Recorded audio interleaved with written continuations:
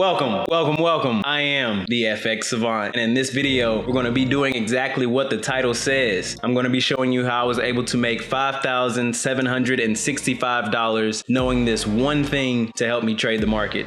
If that sounds good to you, drop me a like, comment, subscribe, and let's get into the video.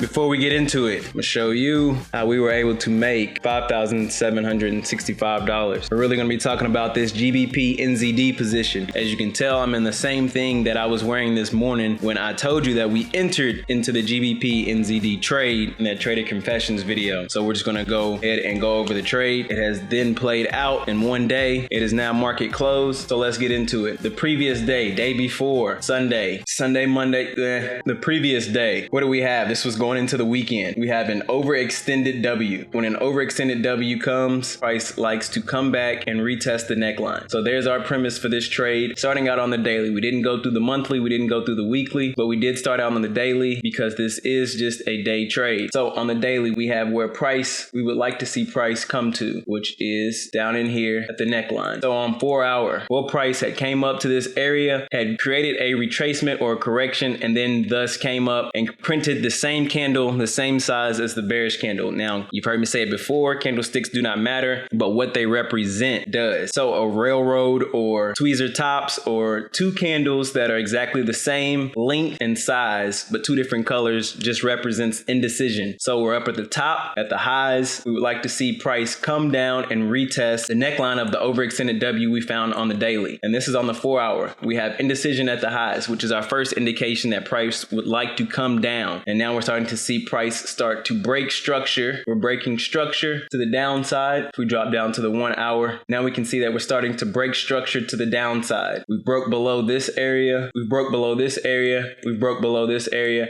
and we broke below this area. This is on the 1 hour. So we started to break structure to the downside. We created an impulse to the upside, rejecting the highs. And now we're starting to see price come down, creating a double top. We go down to the 1 hour. We can see price pray a little more. And at this point, price is making lower lows and lower highs on the most recent price action on the hour. So we created a high here, created a high here, and we're creating a high in this area. I want to see price breaking structure to the downside before I get into my sell position. So if we drop down to the 15 minute, this will be illustrated a little better. Sorry, let me get rid of some of this, clean this up. Now let's drop down to the 15 minute. Detail will be a little bit better. As you can see on the 15 minute, these are the levels we pointed out. We started here, we created a high here, created a low, created a high here, and we're not breaking above these highs. This is exactly what we would like to see if we're going to get into a sell position. Price breaking structure to the downside. We'll play it forward a little more. So price is failing to break structure to the upside. At what time? 4:30. You know I'm up, and this was perfect. You know what's coming next? At 5:10. I said to sell GBP NZD right in this area. Price was failing to make higher highs. We were breaking structure, creating lower highs, and breaking structure to the downside, creating lower lows. This was the turning point. If price was going to create a move to the upside, this would be the area it would create the move to the upside, because if it fails to create another high, we're creating lower lows and lower highs, breaking more structure in this market. If this area is to hold structure formation, which it is currently right now, it will more than likely continue down to our target. So we're going to get in this area. We're going to put our stops above the highs. We put our target where we get a favorable risk to reward. We enter in on the market, and this is the 4:45, 5 o'clock. So in between this candle and this candle being printed right around in here where price wicked up into our entry, this is when we entered into the market. Now I went to sleep a little bit after this. I made a video. We got into the market. I made a video, the Trader Confessions, and then I went to sleep, took a little nap, only to wake up to something nice. That is one thing that I do that I see helps my trades. Now, my exit strategy, as you can see, price and tap TP, and since then, what has market done?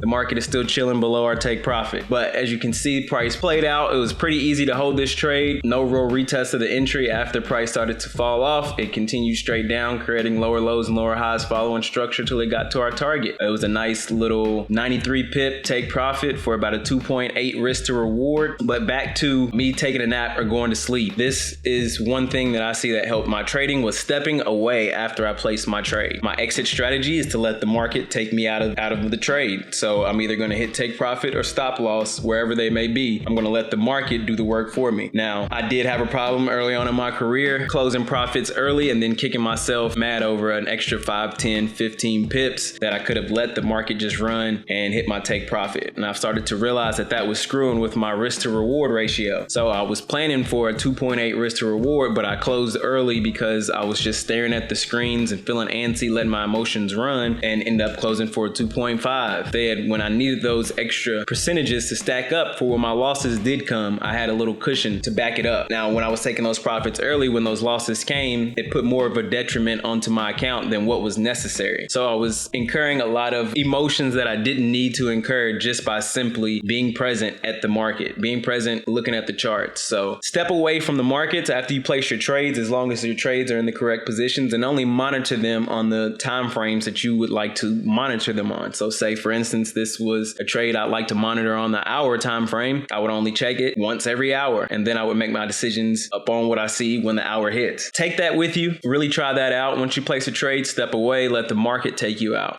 Either it's going to hit your stop loss, wherever that may be. It may be at original position, half of what you originally put it at, or break even, or you may be trailing the position, but let the market take you out. Closing out manually invokes a lot of those emotions. If I would have left it open, I could have made such and such, such and such. Or I closed my position too early. I didn't let it hit my stop loss, and before it would have hit my stop loss, it turned around and went into profit and take profit, but I closed out the trade too early. These are emotions that will have you revenge trading or making impulsive decisions that you don't really need to make inside the market. This will have you breaking outside of your plan, ultimately leading to your own trading demise. But the market is, what do they say? Let the money work for you. It doesn't get tired. It doesn't sleep. It doesn't need a break. Once you place the trade, you've done all the preparation. You've done all the work that you need to do. You've marked your charts up. You've studied your strategy. You understand what's going on in the day, what day it is. Everything about it is the work that you put in. Once you press buy or sell, it's now time to let the market do the work. The results, they come and go, wins and losses, but ultimately you're doing more work when you're manually there. That's what trading is about. It's about getting the freedom and the time to do what you want. If you're in front of the charts for 8 hours a day, you might as well get 8-hour day job, a 9-to-5 job, and work that. So try that out, see how that works. It helped me staying away from the charts. It helped me accept the trades, wins and losses. It helped me get rid of some of my FOMO. So try it out for yourself. But other than that, you see that we made a nice little trade, nice little almost 6,000, 5,765 or whatever it was today in the market. Just simply knowing and understanding structure, understanding that, hey, I need to sell when the market is creating lower lows and lower highs. I need to buy when the market is creating higher highs and higher lows. That's the knowledge I use to find this trade, take this trade, and overall profit from this trade. It's simple, not easy. Remember that. It's simple, not easy. But with all that said, man, I hope you did enjoy this video. And if that is so, drop me a like, drop a comment, subscribe to the channel if that's up for you. It's all free. Check my website out in the description. There will be a link to that as well. I hope you have a profitable day on and off the charts.